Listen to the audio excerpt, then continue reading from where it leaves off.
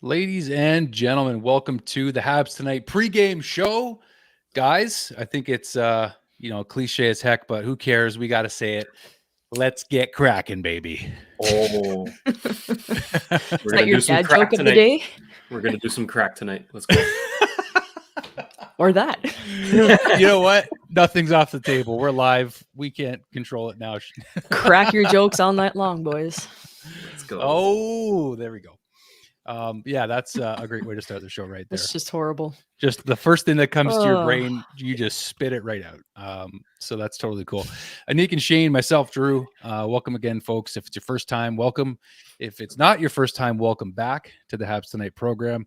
Going to talk about a lot of stuff here before we preview the Canadiens and Seattle Kraken tonight. And as you saw Annik share on social media today, this is the 38th franchise that the Montreal Canadiens are going to be playing, either past or present.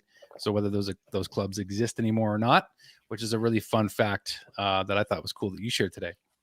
Yeah, I saw it posted by, I think her name is Priyanka on Twitter. And then Sportsnet did an actual little montage after of the last time we played a Seattle team was when the Spanish flu was here. I mean, I guess it's pretty fitting that it's a pandemic as well. So all comes full circle for the Montreal Canadiens. But it's exciting. I'm excited to actually watch a game in the new arena, the Climate Pledge Arena, which looks absolutely wonderful. If you're taking a look at all the videos that were released, it seems to be underground, so you can watch the game from inside and outside.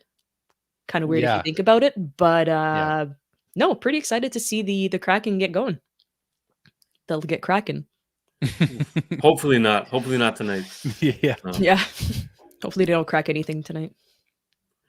No, thank you. No, but it is a historic night. Like first time playing not only that team but in that arena.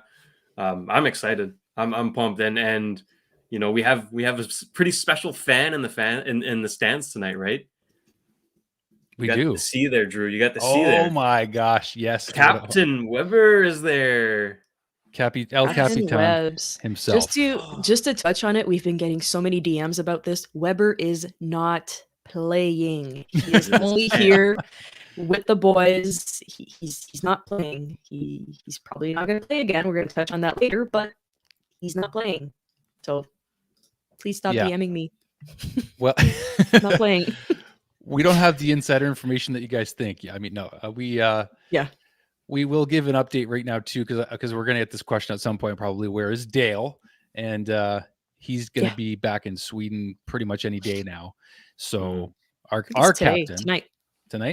So our captain of the show, Dale Weiss, going to be arriving back to his new stomping grounds, where he's continuing his playing career in Sweden any minute, any day now. And then we're going to jump on with him hopefully this weekend if all goes well, and do a kind of a recap of his thoughts on the Canadiens so far this season, how things are going with him and his health. He's recovering from a knee injury.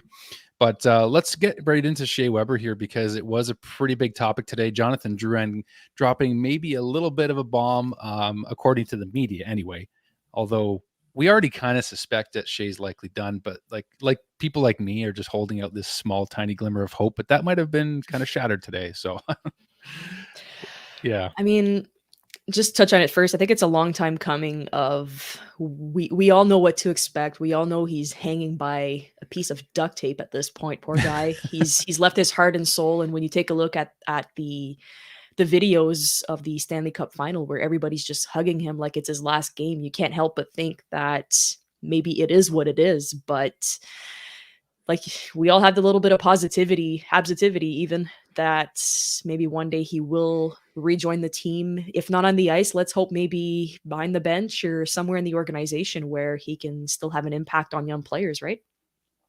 Mm-hmm. Yeah, absolutely. It was hard. It was hard today hearing that from Drouin. It's a bit weird how it came out too. It was just it's a weird question, a weird answer. I don't think he knew how to answer it. The team didn't release anything regarding Weber. Weber didn't release anything regarding himself. It was Drouin kind of just dropping that out of nowhere. So there's still more to come on that situation, but it is nice to have him with the boys. Yesterday they went to the Seattle Seahawks game, some team bonding. They finally get to enjoy a road trip. Like these guys, for the past year haven't really been able to go out to restaurants, hang out with the guys outside of the hotel. Now they actually can, and they got the captain back. So I think it's all good for the morale. I think it'll prove on the ice tonight. Hopefully, keep rolling from last game because that was beautiful.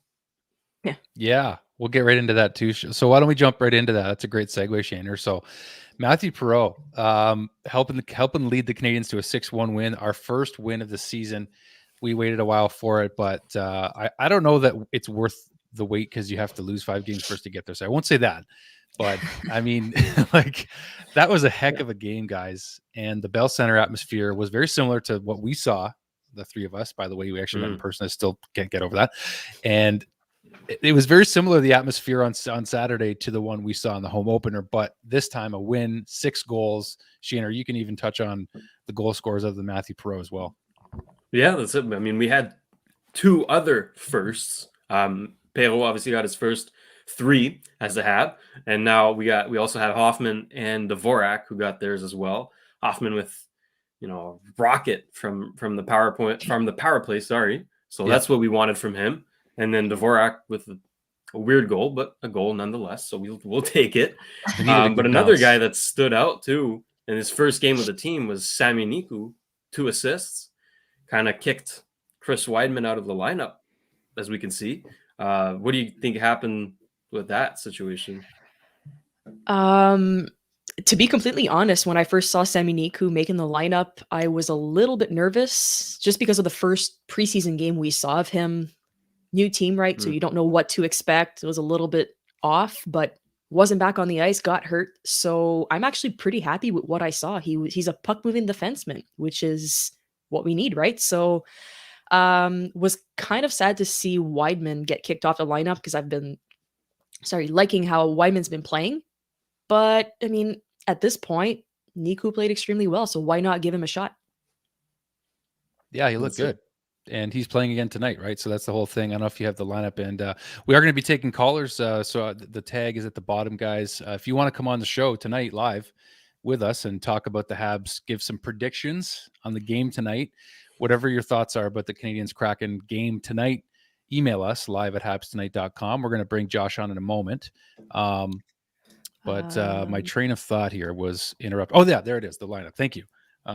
So the D pairings, I think they were pretty much the same as the other night. I mean, I got to be completely honest, didn't get a chance to watch the whole game. But Ben Chiarot, Jeff Petrie, I like that. I mean, it's the closest you can get to Chiarot Weber. I mean, Petrie's the top dog, right? We know that. He's leading this D core. Is that fair to say?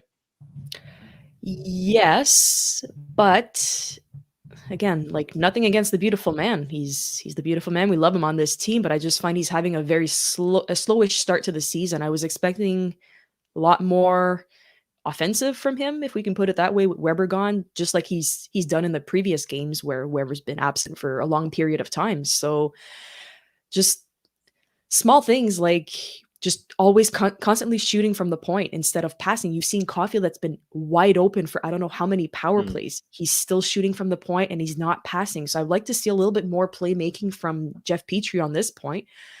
Aside from that, Ben Chiarot has been getting a lot of criticism that he's taken at least a penalty a game, but last game was one of his best. 1 goal, 1 pass. He was all over the ice. I absolutely loved how Ben Chiarot played last game. So that no goal was complaints exciting. on that end.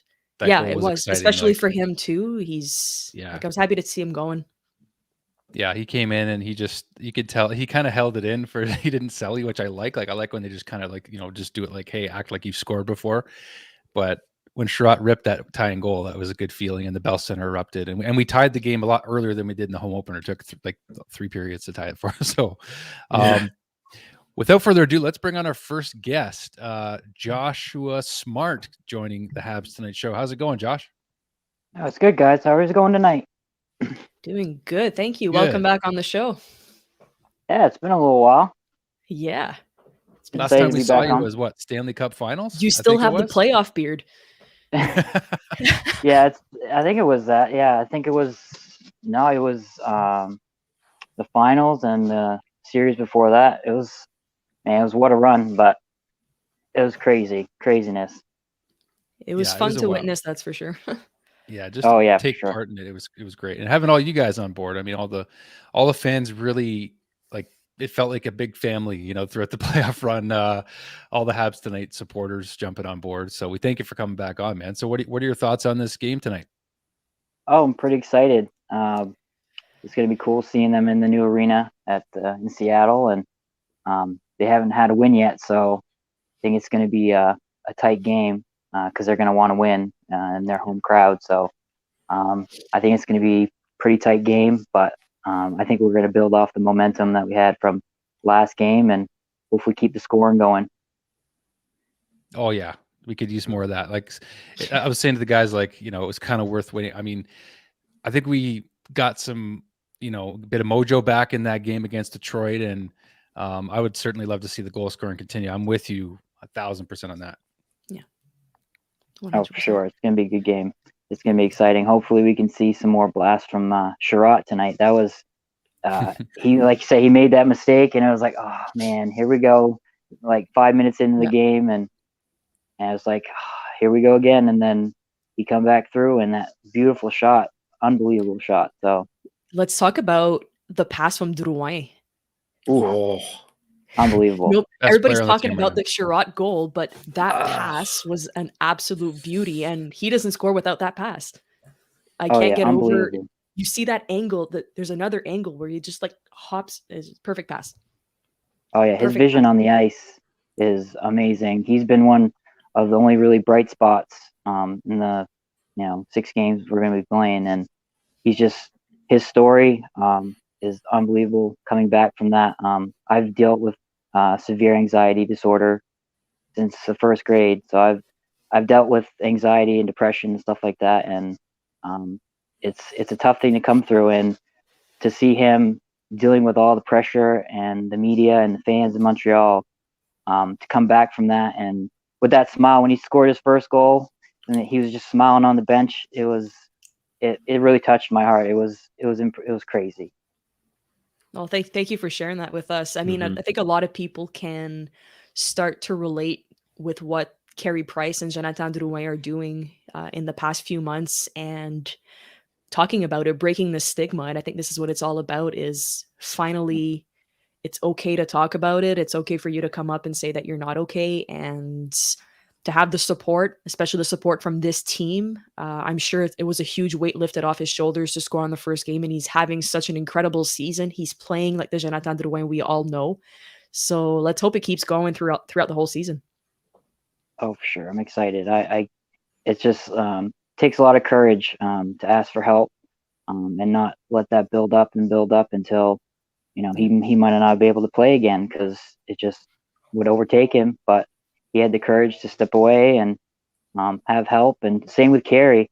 When I heard that, I almost was in tears. Just he's been my favorite player since he came to Montreal, and just to have the courage to step away and have the help, and he'll come back with a vengeance even stronger than he was before. So I'm excited. Yep, revenge tour coming to a town near you. It's happening. Yep. Josh, well, first of all, thank you for that story. We agree with you fully. I mean, we've kind of slowly up and about our own personal stories a little bit here on the show, and I think that's a healthy thing. I think it's a great thing, and people should have always, like, players over the years should have been able to come out publicly and say these things, but unfortunately it's taken this long, but it's never too late. And I applaud you also for sharing that, and thank you for jumping back on with us, and we hope to see you more throughout the season. Oh, for sure. I love coming on and talking to you guys. I really appreciate the content. You guys do an amazing job with the merch and all the different shows, and having all the players on and stuff. It's just amazing. You guys do a great job, and you bring a lot of light and joy to a lot of people. So thank you. Thank you so much for that, Joshua. We appreciate it. You're the man, buddy. You make it worth doing. Appreciate that. All right, guys. Have a good night. Go Habs. You too. Cheers. Take care. Enjoy the game. That's awesome. That's really cool. I love hearing stories like that. Yeah, like it. We're fans at the end of the day, and we're privileged to do this show, but we're not alone doing it, and that's why we invite you guys to come on and be a part of it with us, because it means a lot to us, right? I mean, this is such a big passion for us. We text all day, every day about it. I mean, as much as we can, and it means a lot to us. So thank you. And again, if you guys want to come on and chat with us, even if it's just audio, if you're not comfortable on camera, totally cool. Just email us, and you can just have your microphone on, throw your headphones in, just do audio. Or if you want to jump on camera, do that live at habstonight.com. Send us an email, and we'll be more than happy to get you guys on. Could always ask questions in the comments too if you're extra shy. Yeah, if you want, like, throw questions in. We'll be happy to address them as many as we can. For sure. To jump back into the lineup, like we said, the defensive pairings haven't really changed here. But if we're taking a look at the offensive lineup, I guess the only swap would be Evans and Pacquiao. So Pacquiao is taking the spot for Evans tonight. Evans is listed as day-to-day. He took a therapy day and is not playing tonight. So I don't know if could it be a lingering injury for Evans? Yeah, they're certainly keeping it quiet. I mean, which I understand. I mean, that's something that I mean, the way it's going right now, it's fortunate that Evans and Pacquiao are interchangeable because they're both playing very. I think Pacquiao's playing really well, Pacquiao, and especially on the penalty kill. I mean, we saw it in person at the home opener. I keep touching on it because it was 11 years I hadn't been to a game, guys. But you know what? I don't know what's happening with Jake. I think they're hoping it's just like a day-to-day thing. That's the way they seem to be treating it. But I like the comfortability of having Pacquiao to sub in for sure. Yeah, he's done a fantastic job. Face-offs, he can be reliable. You can change him up. Bunch of players can take face-offs on the team, but like you said, Drew, I really like him on the PK. He's taken a huge role there, filling in for Dano. Obviously, it's a big hole there. So Pacquiao really stepped up, and hopefully he just builds on that. And from following him when he was with Tampa, he does have some offensive upside as well. Like, he can put the puck in the net. He can create plays. So all around, he's a good player to have on your team. He's grit. He doesn't mind going in the corners, getting dirty. That's the kind of guy you like to have on your fourth line. And yeah, I'm happy for him tonight. Hopefully he takes this opportunity and kind of runs with it with like Peo did last game. So yeah, I'm excited. And how do you guys feel about? Oh, go ahead. Sorry, go ahead.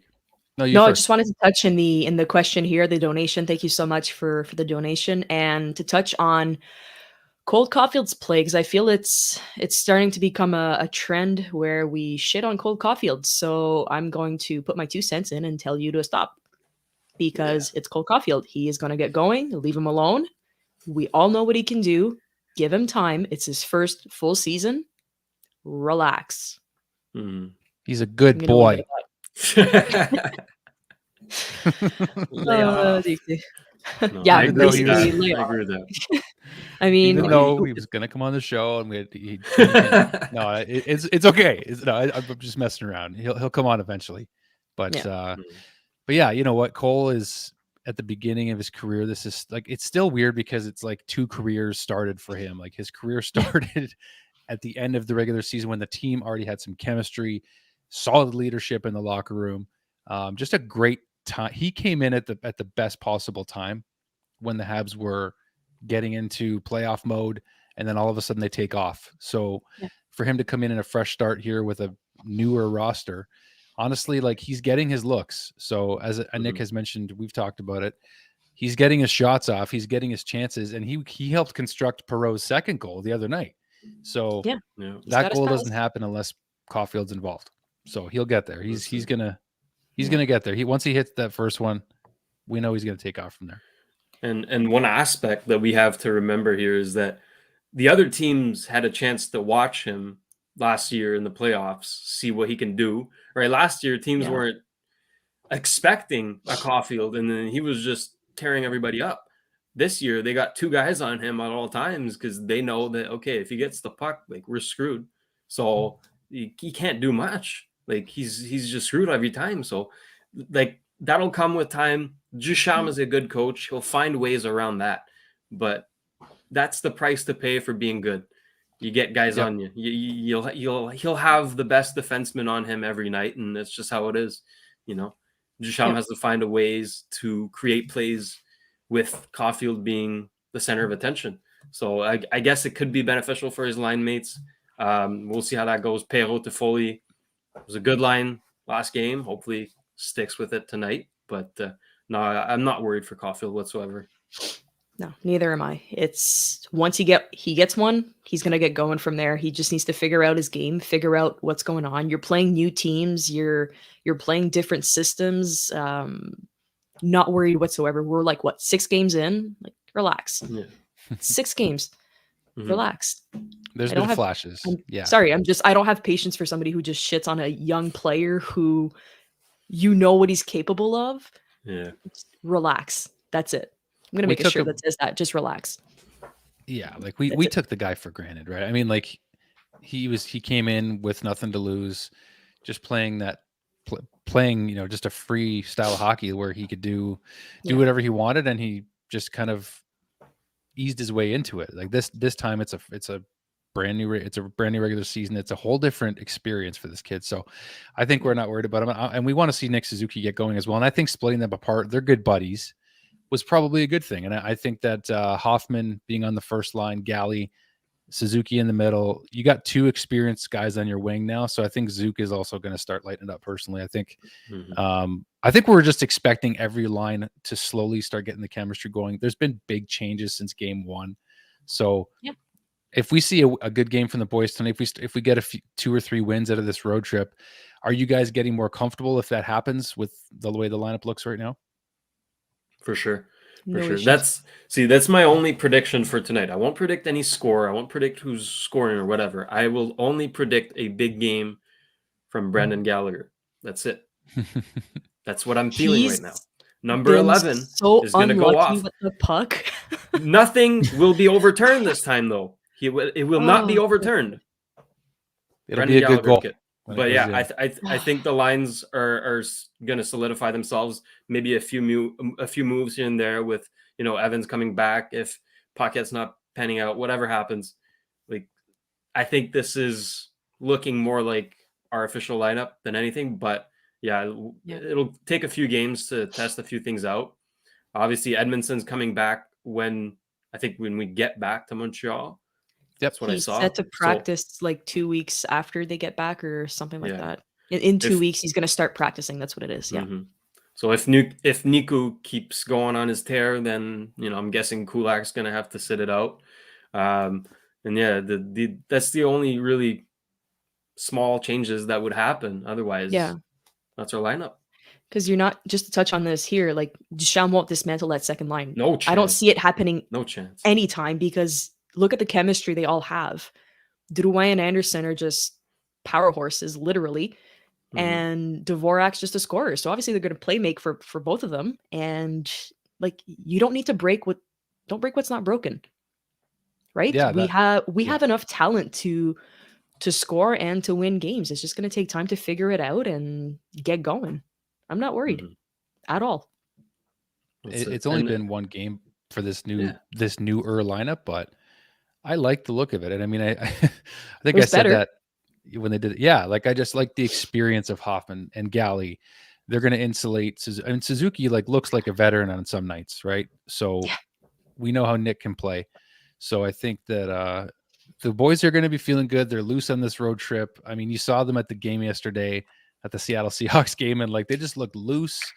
And Captain Shea Weber being there today, I mean, how does that not motivate you even that little bit extra? Like that's huge. I'm hoping it's the fire that he's going to light under their asses.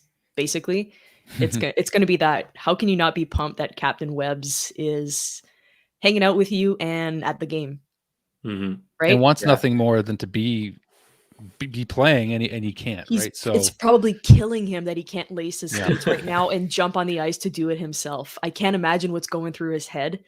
But maybe just the physical presence of having Webbs around is what it takes to get it going. I don't know, but you saw videos during practice. The boys are smiling. They're having fun. They don't look defeated whatsoever. You see sometimes where you get some long losing streaks where the boys look defeated. That's not the case here at all. They're smiling. They're having fun. They finally get to do outdoor team bonding activities go to the restaurant, hang out, get to know each other. They couldn't do that in the last 2 years with COVID, right? And Dale said it countless times where it's important. These guys need to bond. It's crucial for them to bond outside of the arena. So I'm excited to see what it's going to do. We all know the Western road trip isn't usually historically in our favor good, but shit happens. Yeah, we'll see. That's it. Yeah. I'm excited to see those jerseys. Go ahead, Shayne. Yeah, I mean, tonight's like, I think it's the perfect time to go against Seattle because they're 1-4-1, so they're not off to a great start. Like, I think most people predicted something like this, but Grubauer is not in his. I don't know how he played last season, right? He was a Vezina contender. He was top 3 in Vezina votes, and I don't know. It's not really working out right now. So I don't want to jinx us or anything, but like I think this is a good way to inspire confidence. Like if we get rolling out really early, get a few goals going, kind of like what Calgary is doing right now, just stomping on the Devils. But if we can do that tonight, smooth sailing. I like what the trajectory is good, and I'm excited. I'm looking forward to this game. Which players have stood out to you guys on the Kraken so far? If you can, like, I haven't had a chance to watch much of them, so I know Giordano's leading the way, just a solid captain. But I mean, what players would maybe scare the Canadian or be scary out there tonight? In other words, for me, from what I've seen, it's Tanev and McCann who have stood out the most. So those are the 2 players that I'm watching tonight if I'm Montreal. Same answer. Those guys, they're on given fire. the chance, they can be deadly. You know, you also have the heaviest player in the league, Jamie Alexiak, on the blue line, so you don't want to mess around with him. Yeah. They have a few weapons, but like, I mean, Evan Stun, he's okay. It's an expansion team, really. Like, this is what an expansion team should look like. Vegas was an anomaly. We can all agree on this right now. Like, the GMs were not ready for an expansion draft. They didn't know what to do, and Vegas benefited from that. Literally, with Seattle, though, GMs knew what they were doing, and they ended up with this team. So, Jordan Eberle on this team too. Can't say much. Sure. And hasn't done much though. Hasn't done much, right? So I'm like, oh no, like do not start scoring tonight or something. You like, two are jinxing the living shit out of us tonight, and it's. I'm gonna get so many messages tonight. If that happens. I'm going to blow up your phone at 2 a.m. with angry messages, and you're gonna get a lot of voice memos as well. Okay, you can blame us. You can blame us. I will find you, Dekes. You could put the blame on Dekes. That's an Akon song. Anyway. Yes. I thought that was good. Anyway, I'm not sure. I don't have any power over the jinxing, but no matter what, some of us do believe in it. So we got to respect that. So I'm sorry in advance if anything happens, but all in all, I think the guys are going to come out playing really strong on this road trip. And I'm just looking forward to seeing the chemistry solidify itself even more. And to those, again, just to put this out there, just a quick plug for us. If you want to follow us on social media, if you're not already, at Habs Tonight on Twitter, Instagram, Facebook. We're live on Twitter right now, which is a new feature for us. So to those that are watching on Twitter, hello. Just want to say thank you for watching too. And again, you can follow all of us on social media too at Drew_Dekes. That's we found Dekes before. We'll find you again. Ain't that the truth? Joke? Just an inside joke. We found Dekes on the side of the road in Prescott, Ontario, and decided to bring him to Montreal. So I wish that was made up, but it's not. I think we need to just touch on this very quickly. So long story short, Dekes' car messed up. So we had to go get him in Prescott to bring him to Montreal. But as Dekes' car was messed up in Prescott, he goes into the Canadian Tire, and the clerk knows Habs Tonight. So Prescott, Ontario. I'm glad you brought that up, Annik, because I really hope he's watching. Yes. I really hope he's watching. But to Danny Lemire, want to say hello to Danny Lemire a Habs Tonight viewer who I had the pleasure of meeting in Prescott, Ontario, while my car was Out of commission. actually, at the end of the day, nothing was even wrong with it. That's an even longer story for another day. But Danny Danny and his wife are viewers of the Habs Tonight Show. So we want to say hello to you guys and thank you that despite my car not being able to be checked out at that Canadian Tire, she made me feel better about the situation. So that was a good thing. And she mentioned that Danny is, of course, a Habs Tonight supporter. So we thank you again for that. I'm going to try to refocus my camera here at some point too, because I'm out of focus, but we'll get back to that. But yeah, thanks for bringing that up though, Nick, because that was really fun meeting a random Habs Tonight supporter out there in the world. Town. In a random town that I've never been to before. It was absolutely hilarious. Just to touch back on the Western road trip here. So how many points do you guys think that we're going to grab before we go back home? It's been a little poll that I put out on Twitter as well today. So out of curiosity. You first, Shayne. Yeah. I think we can do Seattle. Who's next? San Jose? It's been since November 23rd, 1999. That's not good. That's a curse we need to reverse big time. Ah, my God, it's they're on a roll. They're so good this season. For like 20 years, and it's Yeah. I don't know about San Jose. I don't think we can do that one. They're on a roll this season so far. That first line is deadly. So let's not do San Jose. LA and Anaheim. I think LA, Anaheim is that's a back-to-back too, right? We're playing LA on the 30th, Anaheim on the 31st. LA is okay, right? They're not bad, but they're not great. So I think we can, like, if we got a groove going, we're on a roll, we can do that. Anaheim on a back-to-back, it all rests on Samuel Montembeault. I hate putting the pressure on him, but what we saw in the last back-to-back that we had was not great. So the first place Buffalo Sabres. Yeah. Look out for them freaking Sabres, man. Playoff Buffalo. Oh my goodness. Gosh, but, man. So out of those, I'd say we can get 6 points. Maybe 5 to optimistic. 6. 6 out of 8. I like that. I'd be happy. That with would be 5. ideal. Yeah, 5 would be 6 for a is Western even better. road trip. I mean, usually we if you look at the past in LA, decent stats for us in LA. Like it's not too bad. Yeah. I'm more worried about Anaheim. Like you said, I think it's going to rest on Back-to-back. Montembeault, and it's nothing against Montembeault, but I don't know. I don't like. I mean, I guess the team played like shit in front of him, but that didn't help.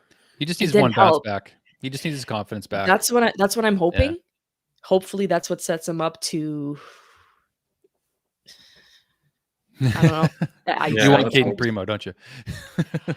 Yes, but since the beginning of the preseason, I've been saying that I would like McNiven over Montembeault, over Primo. Sorry, and I'm gonna stick with that point, and not just because of what he said today or what's going on in Laval, but for me, it's McNiven who stood out compared to Primo in preseason. So, as a backup for Allen, McNiven's my guy, but that's just a personal opinion here. So share with the viewers then what happened with McNiven for those that don't know, because this was news to me before we jumped on the air too. So Shayne, you can correct me if I'm wrong, but I think what he said was that he was injured throughout a game. He asked to be pulled out, was not pulled out. And then he feels like he's given opportunities. He's surpassed these opportunities and he still hasn't moved forward. So he's still at the same spot that he's been for 8 years or so. I guess he's just at a point where basically move me up or trade me. That's what it sounds like. Oh yeah, that's it. He's basically running, like he's not going anywhere. Right? He's running, but he's not going anywhere. So it must be frustrating for him. I completely get it. Right? He said that every objective that he was sent, that he was given, he surpassed and nothing happened.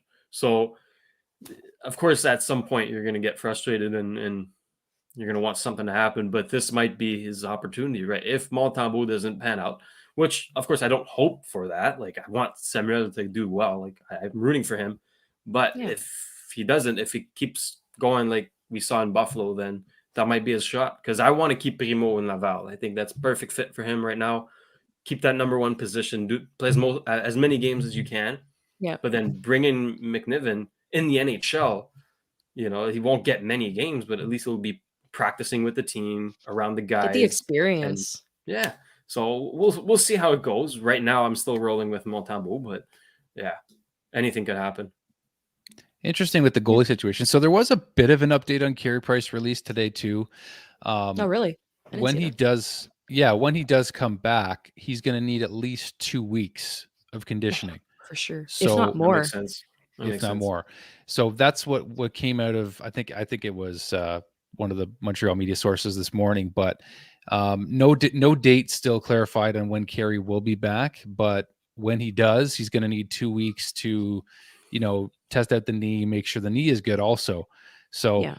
It's interesting that you mentioned about McNiven though, too, because you guys really liked him in the preseason. Oh, yeah. So if it doesn't work out with Montembeault, I think that that's, I mean, if that's where he wants, if he wants to prove himself, like come up to the show. And if you can do that in the show in the NHL, that's a big deal for McNiven's future. I mean, it'll at least be an audition for other teams if they are going to move him.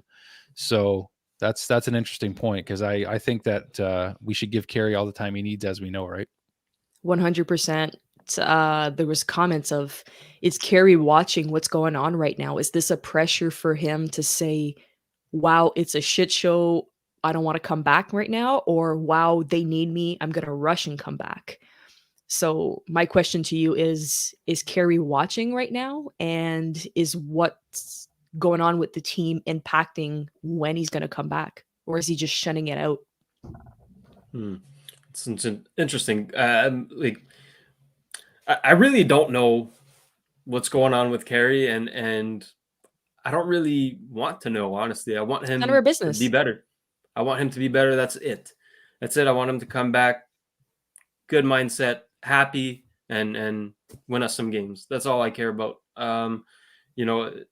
I'd like to think that he's watching, because after all, like, these are his friends, these are his teammates, this is his team. And he's a hockey nerd. Like, he loves hockey. So I wouldn't be surprised if he was watching. I don't know how he feels about the season so far. Probably not great, but I just want him to do better. That's it.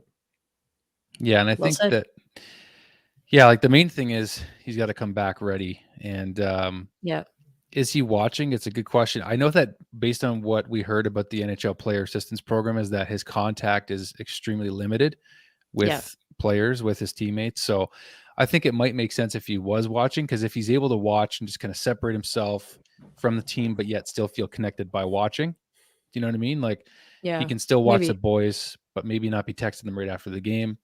So Bergie said it during his presser, where he has not been in touch with Carey Price for 2 weeks, and he will not be in touch with him. His phone's open if Carey needs him, but he's letting him do the program, which is perfect. Yeah, that's fine. Don't bug him. Leave him alone. He's going to come back on his own terms and when he's ready. And whenever that is when we'll take him back. If it's after Christmas, then it's after Christmas. I don't have a problem with how Allen's playing right now. Oh, let's touch on Jake Allen. Yeah. Holy crap. Thank God for Carey Price to expose himself to Seattle. Oh, yeah. Thank God they didn't take him. Cheers again, Seattle. Yeah, and then cheers again to Seattle, and cheers again to Carey Price, because right now we have Jake Allen who's saving our asses. Mm-hmm. If not for Jake Allen, who do you have? Let's say you have Montembeault and Primo. Do you feel confident having, and that's no disrespect to either of them, but experience-wise, you've got two goalies that barely played in the NHL. So you would have to made a move to get somebody else, or, so Jake Allen has been playing tremendous hockey, like incredible hockey. Yeah, that's what it comes down to. And what a leap of faith for Carey to put himself on the line, right? Like, just totally selfless to do what he did by exposing himself in the expansion draft. Because look how desperately they need Jake Allen right now. Like, it was a great move on his behalf for so many reasons. And any doubts that they had, Carey and Angela about, playing or returning to Montreal, thankfully were, vanquished, and Jake Allen is just solid as can be right now. So it's hats off to Carey even again for doing that, because look how bad we need him. And now Carey can just do his thing. And I know that he might be tempted to come back, just like Drouin might have been before, but he waited, right? And look at the Jonathan Drouin we have right now. He's the best forward by far on the Montreal Canadiens. So if that means we get a Carey Price top notch coming in, just full throttle, like take your time. That's it. Take your time. Can't go wrong. 5 more years left with Carey Price, right? 82 game season. We're 6 games in. Plenty of hockey left. Plenty. So Carey even if we miss Price. the playoffs, it's fine. It's fine, guys. Like next year it was still there. Over Montreal, Shayne, no. Yeah, that's true, but like, grab your pitchforks. The bigger picture here. The bigger picture. Derek said it on, I think it was on Cans or a post-game show or something. He said, remember that the team that we had last year will not be the same this year, and that it's normal for us to take a few steps back before we take steps forward. So if this year is the year that we do take the step back, not make the playoffs and gain the experience or whatever it is and come back stronger next year, more than okay with that. But let's not, like Tampa did it. How many times did Tampa do it? Went like this, and now it's just like this. So if we have the opportunity to do the same route as Tampa's doing, I'm not saying we're like Tampa. Don't quote me that we're like Tampa, but why not? I just think it's we've said it before. We'll say it again. Short-term sacrifice for long-term game. And if that means this season we take a little bit of a step back, but we have the best possible roster going forward. We know what's happening with Shea, and we have the money to spend that, you know, is taken off of the cap or what have you. You know, the sky's the limit for what we could do to try to improve the roster, either at the trade, well, maybe not the trade deadline for not making the playoffs, but next season. So I think that Bergey's done a decent job of managing assets here and having some 100%. potential money to spend if Webbs is gone. I mean, it's worth getting everybody healthy. And let's not forget Paul Byron in this too. Paul Byron. Like how crucial was he in the playoffs? Paulie B is still not in this lineup. Breakaway Byron. Paul Byron. Yeah. Let's go. So I'm glad you brought him up. We have some good problems in the future, but I'm just, But speaking of Bergey, before we log off here, just want to touch on the comment here saying that they're waiting for the dust to settle in Chicago and Max Name to be cleared before he signs an extension. So as we all know, the dumpster fire in Chicago got lit up even more today. So not only is it not going good on the ice, it's not going good off the ice. Lots of names were revealed. Lots of people were fired. It's a shit show. What do you guys think of everything that came out today? I don't know. I have no words. Like, this happened in 2010. 11 years later, things are happening. 11 years later. That makes no sense to me. I don't get it. But like, I guess, you know, the NHL, hey, here you go. $2 million fine for... It's like a $20 fine for us. Let's be honest. And then Mr. Stan Bowman decides to go, ciao, bye, I'm out.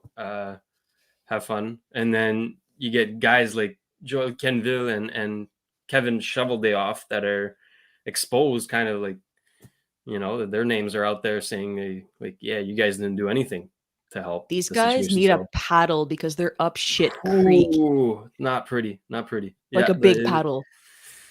Yeah, it's very, not very big paddle. Shit was stirred today. It's not pretty, man. And you know what? Like, it just, ever since COVID happened, like a lot of these issues and just in society in general have been exposed. And this is a really sad situation. And like, if you really want to know what happened to the player, they're calling him John Doe right now, I believe. Yeah. Like, it's heavy.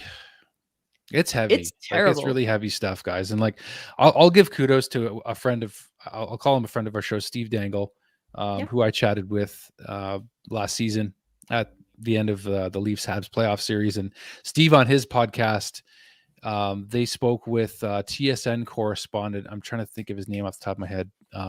But he released the story about what actually happened in Chicago and talked about it on Steve's show.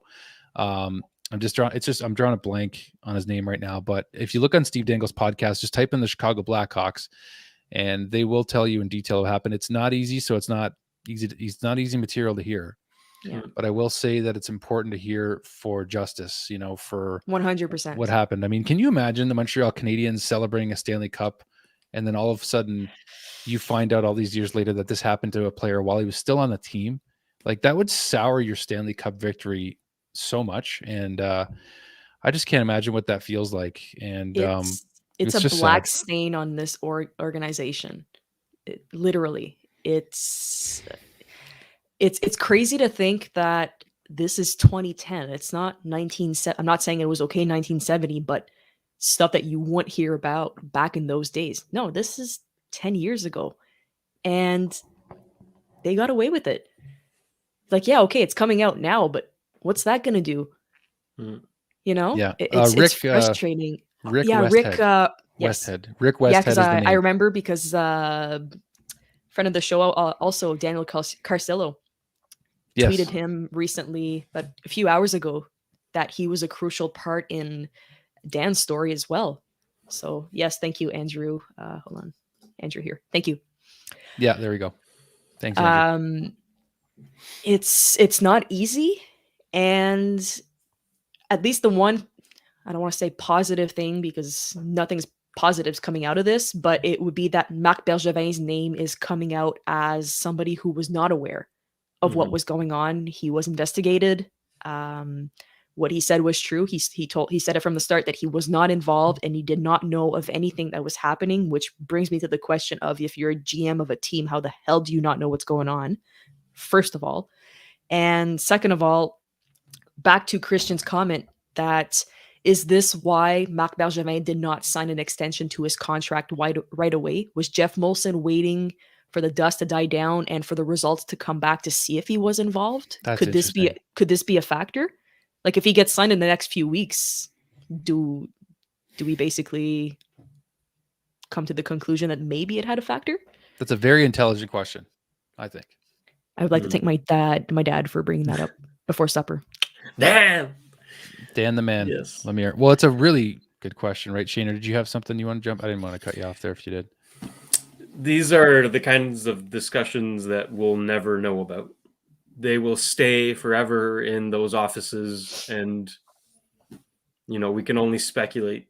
I don't think that the contract itself, the contract extension, has to do with that situation. I'm pretty sure when the story officially came out, Jeff for sure took Marc in his office. He's like, okay, you gotta tell me, dude, do you know about this? They definitely had that discussion already. So I guess, man, it's so complicated. It's such a weird situation. But for the contract, I don't think it has much of an effect on the extension itself. Maybe it does. I don't know. It's an original 6 team, and it's really sad that this story's coming out now, especially after all these years too, like 2 more Stanley Cups after that one, and now this is all coming into the light. And you know what? I think that if there's any positive to come out of it, it's that justice will be served. The story is out there. I have a question for you guys too, and not to jump off this subject, but sort of relevant to the Chicago Blackhawks. Do you think a time is coming that it's inevitable we're going to see a change to the name of the Chicago Blackhawks? No. I'll say a firm no to that. Go ahead. It's not like the Redskins, where that's what I thought. That's super racist, right? But the Blackhawks is it's not ill intent. There's no ill intent in that name. It was always out of respect. I doubt the logo changes as well. Again, there's not been much uproar from the indigenous community towards the Blackhawks. There's other teams that, like the Indians, that was pretty bad. But again, like the Blackhawks, I think it's just people are crying for the sake of crying. Like there's really nothing supporting their arguments. And to me, Blackhawks symbol strength and power. Like that's it. It's always a positive thing. So. Wasn't there members of indigenous communities that also spoke out in Chicago that said that it did not bother them? That's it. It was a good thing, actually. Yeah. It wasn't. it wasn't an issue. So, I mean, don't get me wrong, there's some names and some organizations that do have a racist or something that's not right, but people do get butthurt over anything these days. So for me, Chicago Blackhawks is not an issue personally. If it is for you, then I'm terribly sorry, but I don't see it being an issue and being changed anytime soon. Nah. Firm no. Well, that's good news. I mean, like, that's the whole thing too. It's like we do live in a kind of a cancel culture society, right? So yeah, if you disagree with an opinion, like, you're out, you know. So it's one of those things. It's touchy, right?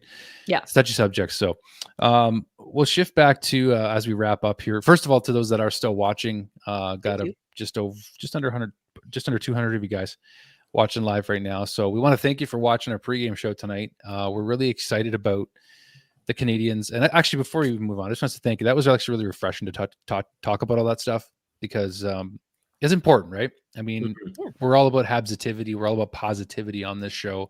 And it's hard to stay positive when things are negative, but we really make a point to try to turn a negative into a positive. So I just thought I was proud of us for just talking about that. It's really important. So, but the Seattle Kraken hosting the Montreal Canadiens tonight.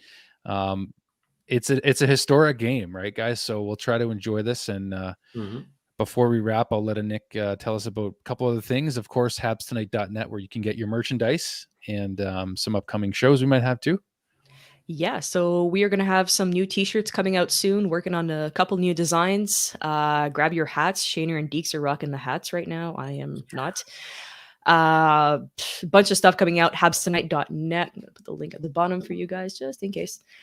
As for upcoming interviews, we do have Carl Alsner, former Montreal Canadian and Washington Capitals defenseman, that's going to be coming on the show. I want to say in the next couple weeks. We were waiting for Dale to come back home, and that's probably going to be a good one. He's such a great guy off the ice. Can't wait to hear some of his stories. And Dale said it a million times that he's such a genuine human being, that he got shit on so much just because it didn't work out in Montreal doesn't mean he's not a good person. So I'm looking forward to have him on and to share his story here.